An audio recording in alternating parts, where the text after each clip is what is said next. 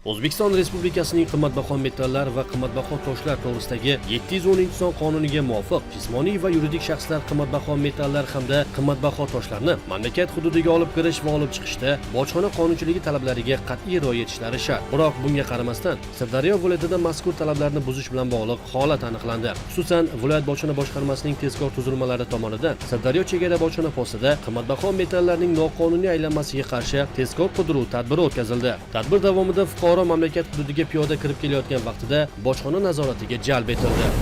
Bojxona xodimlari og'zaki so'rov o'tkazishganida fuqaro yonida ortiqcha tovarlari yo'qligini ma'lum qildi. Biroq uning xatti-harakatlari biroz shubhali tuyuldi va tuman tibbiyot birlashmasiga olib borilib, maxsus texnik vositalar orqali ko'rikdan o'tkazildi.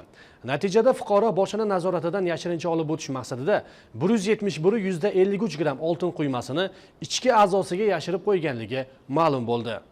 Dastlabki hisob-kitoblarga ko'ra, mazkur oltin quymasining qiymati 183.600.000 so'mni tashkil etdi va ashyoviy dalil sifatida olib qo'yildi. Holat yuzasidan bojxona organlari tomonidan surishtiruv ishlari olib borilmoqda.